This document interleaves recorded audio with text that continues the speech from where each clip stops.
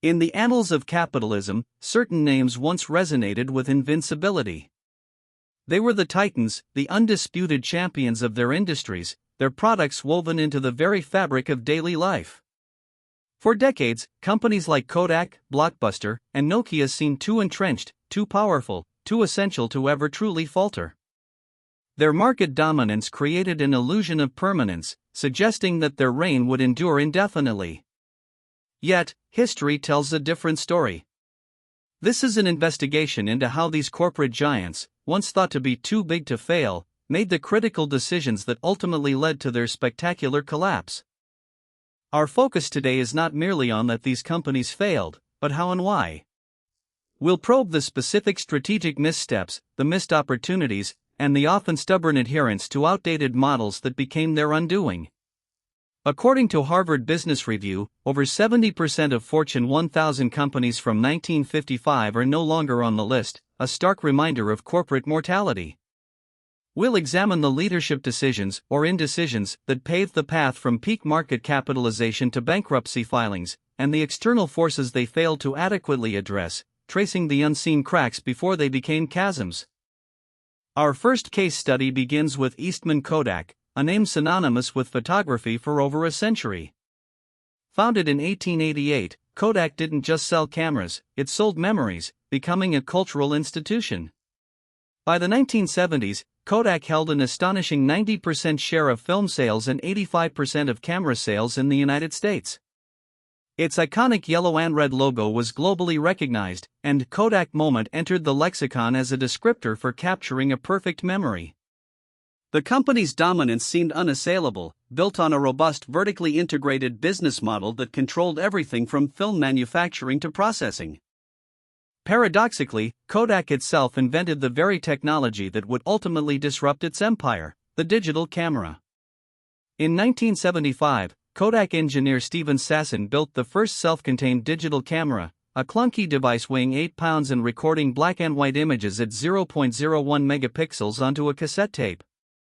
Sasson's invention demonstrated the future, yet Kodak's executive response was reportedly cautious. According to Sasson's own accounts, the immediate concern was, "That's cute, but don't tell anyone about it." The company, it appears, was too deeply invested in its profitable film business to embrace a technology that threatened to cannibalize its cash cow. The internal debate at Kodak raged for years: protect the immensely profitable film business or boldly pivot to digital. Analysts like those at the Clayton Christensen Institute argue that Kodak fell victim to disruptive innovation theory, where incumbents failed to adapt to simpler, cheaper alternatives. Rather than aggressively commercializing its digital patents, Kodak chose to delay, fearing the impact on its lucrative film sales and chemical processing infrastructure. This decision, driven by short-term profit motives, effectively created a vacuum that competitors like Sony, Canon, and Nikon eagerly filled, as digital camera technology rapidly improved and became mainstream. Even when Kodak finally entered the digital market in the late 1990s, its strategy was flawed. Instead of focusing on digital cameras as standalone products, the company attempted to replicate its razor and blade model, envisioning revenue streams from digital photo printing. While printing was initially popular, the rapid evolution of digital storage, online sharing platforms, and personal inkjet printers quickly eroded this market. By 2005, according to market research from IDC, digital camera sales surpassed film cameras globally, solidifying the shift Kodak had so vehemently resisted. The company was consistently playing catch-up, never truly leading. By 2012, decades of strategic misdirection culminated in bankruptcy. Kodak, once a titan, filed for Chapter 11 protection, holding onto valuable imaging patents as its primary asset. The story of Kodak is a chilling reminder that even inventing a transformative technology does not guarantee survival if a company is unwilling to embrace its own innovations. Their failure was not a lack of foresight and invention, but a profound failure in strategic execution and adaptation, a reluctance to dismantle a profitable past for an uncertain but inevitable future. The company emerged from bankruptcy as a much smaller entity, primarily focused on commercial printing. Next, we turn to Blockbuster, a name that evokes nostalgia for many, and a cautionary tale for business strategists. By the early 2000s, Blockbuster was the undisputed king of video rentals, boasting over 9,000 stores globally and annual revenues exceeding $5 billion. Their model of physical storefronts, vast movie libraries, and the ubiquitous late fee was immensely profitable. Reports from its 2004 peak indicate that it commanded nearly 25% of the total home video rental market. Customers flocked to its bright blue and yellow stores, a ritualistic part of weekend entertainment for millions of households across the world. Blockbuster's story took a dramatic turn in 2000 when its then CEO, John Antioco, received an offer that would become legendary in corporate lore. Reed Hastings, the founder of a nascent DVD by-mail service called Netflix, proposed a partnership. For a reported $50 million, Netflix would manage Blockbuster's online brand, while Blockbuster would promote Netflix in its stores. Antioco, according to contemporary reports and later recounted by Hastings himself, reportedly scoffed at the offer. He saw Netflix as a niche player, a digital novelty that posed no real threat to Blockbuster's brick-and-mortar empire. This was a pivotal misjudgment. Instead of embracing the subscription model, Blockbuster doubled down on its existing structure, particularly its infamous late fees. These fees, while a significant revenue stream, reportedly accounting for up to 16% of the company's annual revenue at one point, also generated immense customer resentment. Netflix, by contrast, offered a flat monthly fee with no late penalties. This fundamental difference in business models became a crucial differentiator. While Blockbuster belatedly launched its own DVD by-mail service, Blockbuster Online, in 2004, it was too little, too late, and still hobbled by internal resistance and a desire to protect retail profits. The true death knell for Blockbuster arrived with the acceleration of broadband internet and the emergence of video streaming. Netflix pivoted again, launching its streaming service in 2007, anticipating the shift in consumer behavior.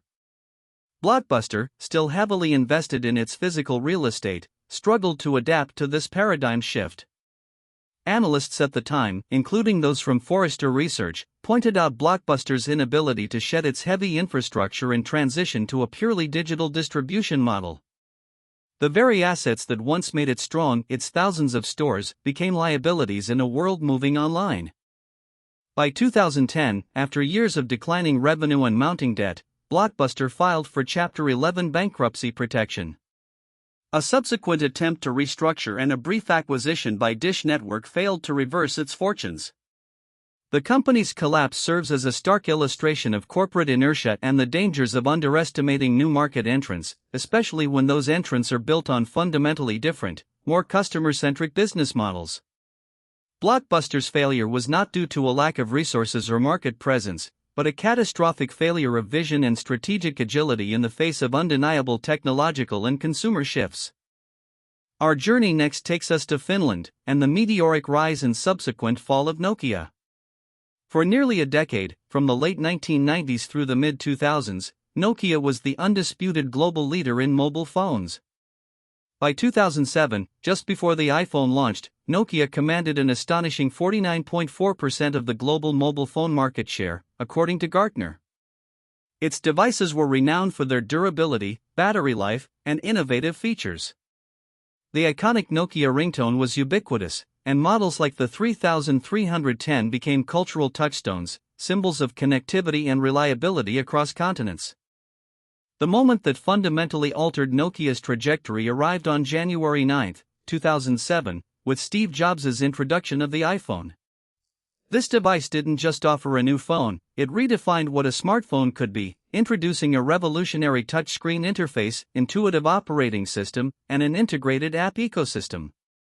While Nokia had its own smartphones, primarily running its Symbian operating system, they were feature-rich but cumbersome, lacking the seamless user experience of Apple's offering. Industry analysts, like those at Strategy Analytics, quickly recognized the iPhone as a game-changer, but Nokia's internal response was slow and dismissive. Nokia's core problem lay in its reliance on Symbian, a complex, fragmented operating system that was difficult for developers and lacked a modern user interface. Despite its technical capabilities, Symbian was not designed for the touch-centric, app-driven world Apple ushered in. Reports from within Nokia, later revealed in memoirs and analyses, describe intense internal bureaucracy and turf wars that hindered agile development. This meant Nokia engineers struggled to unify the user experience and create a compelling alternative to iOS or the rapidly emerging Android. The company remained committed to Symbian for far too long, bleeding market share. In February 2011, Nokia CEO Stephen Elop issued a candid internal memo, famously titled "Burning Platform." In it, he bluntly compared Nokia's position to a man on a burning oil platform, forced to jump into freezing water. The memo acknowledged that Nokia was losing ground rapidly, stating, "We are standing on a burning platform, and we have to decide how we are going to change our behavior." It criticized the company's slow decision-making and resistance to change, confirming what many external observers already knew: Nokia was in deep trouble. This unprecedented admission was a clear signal of strategic desperation. Following the burning platform memo, Nokia made its decisive, and ultimately fatal, strategic pivot, abandoning Symbian and MeeGo in favor of an exclusive partnership with Microsoft to adopt Windows Phone as its primary smartphone OS. This was a high-stakes gamble, essentially betting the company's future on a third-place operating system that struggled to gain developer support or market traction against iOS and Android. While the resulting Lumia phones were lauded for their hardware quality, their software ecosystem remained a critical weakness. According to StatCounter, Windows Phone never achieved more than 3% global market share. The bet on Windows Phone failed to revive Nokia's smartphone fortunes. By 2013, Microsoft announced it would acquire Nokia's Devices and Services division for approximately $7.2 billion, essentially buying out its failing smartphone business. A company that once dominated half the global mobile phone market was reduced to selling its core operations. Nokia's decline underscores the peril of slow innovation, internal resistance, and misjudging the competitive landscape. Its story is a profound lesson in the absolute necessity of strategic agility and the willingness to disrupt one's own business before others do. From technology to retail, our next case study is ToysRUs, a beloved brand that defined childhood for generations. For decades, ToysRUs was the quintessential destination for toys, boasting an unparalleled selection and massive warehouse-style stores. By the 1990s, it was the largest toy retailer in the world, often referred to as a category killer due to its sheer dominance.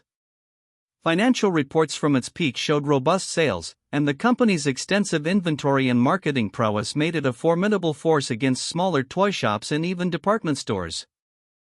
One of ToysRUs' most critical strategic missteps came in 2000, with a 10-year, $200 million exclusive partnership with Amazon. Under this agreement, Amazon became the exclusive online retailer for ToysRUs, while ToysRUs closed its own fledgling e-commerce site. The intention was to leverage Amazon's logistics and online presence. However, the deal severely backfired.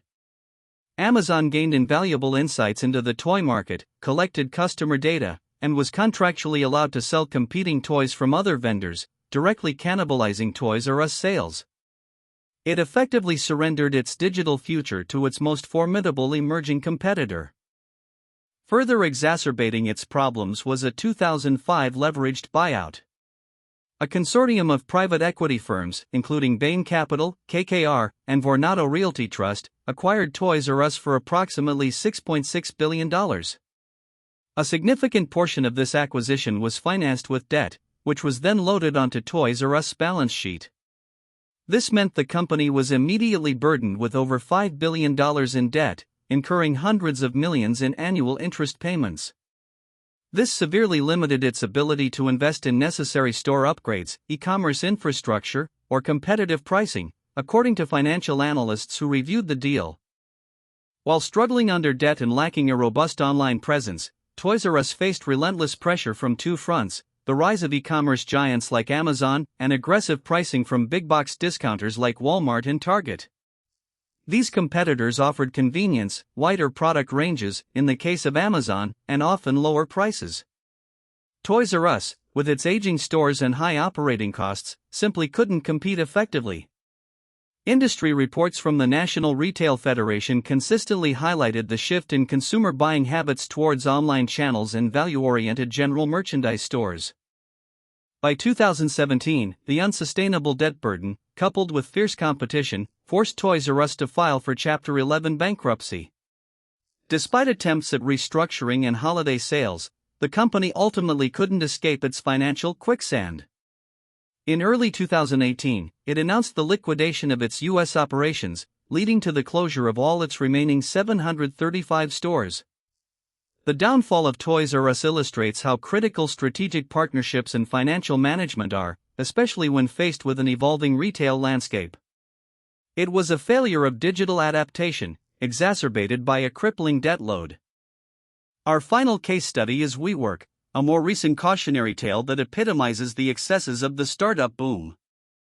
Founded in 2010 by Adam Neumann and Miguel McKelvey, WeWork rapidly grew from a single co-working space into a global real estate behemoth, valued at an astronomical $47 billion at its peak in early 2019.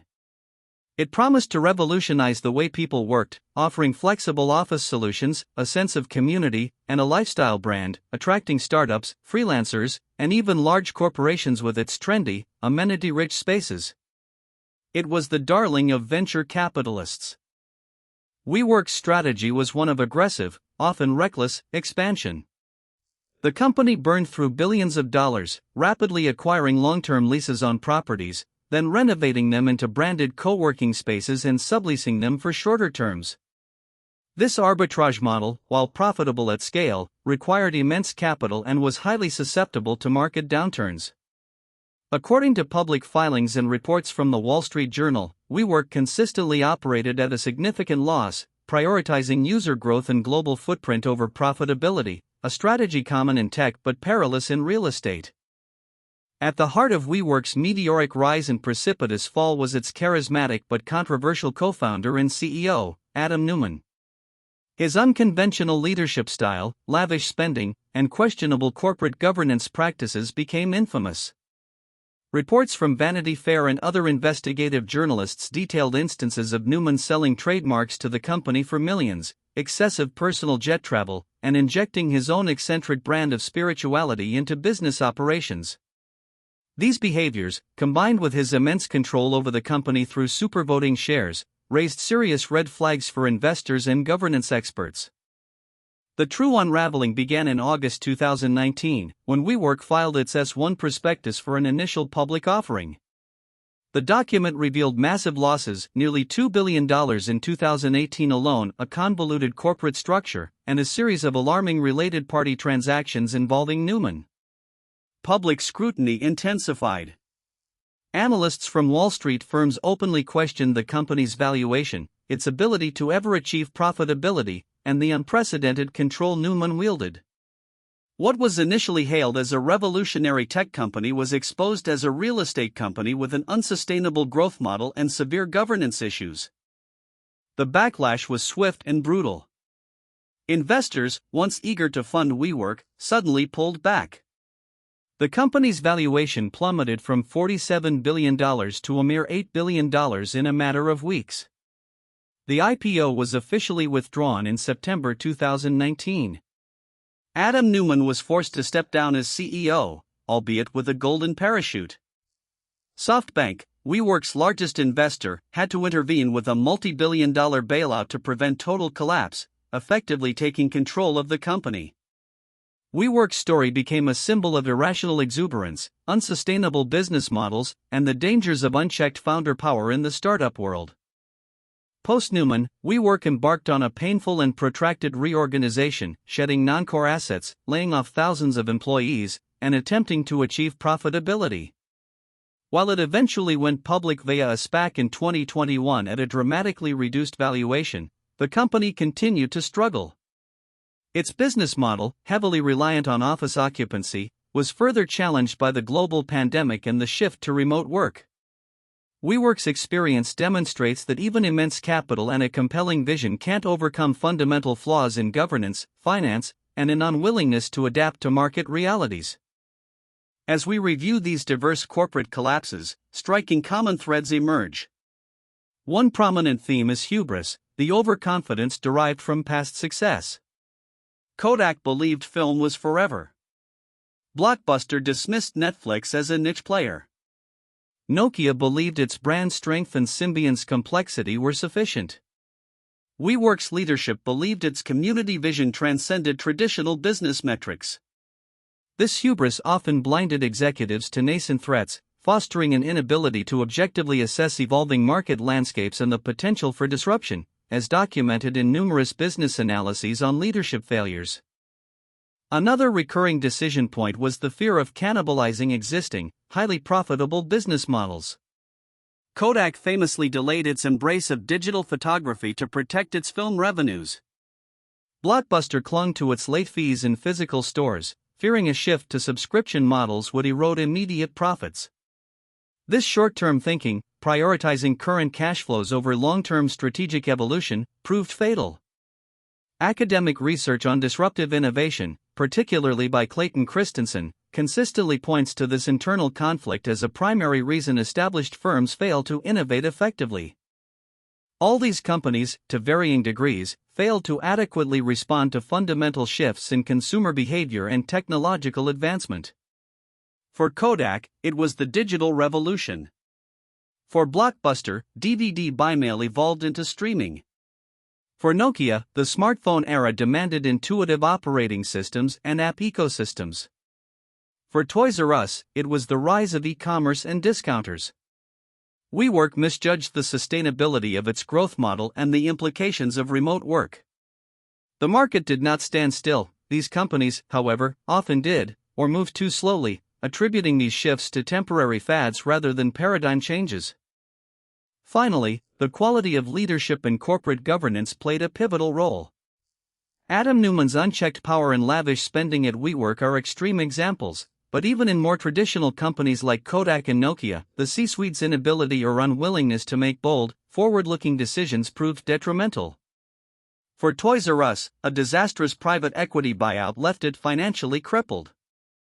Strong, adaptive leadership, capable of both vision and execution, and robust governance structures are not merely ideal, they are existential necessities in an era of rapid change, as highlighted by corporate governance reports.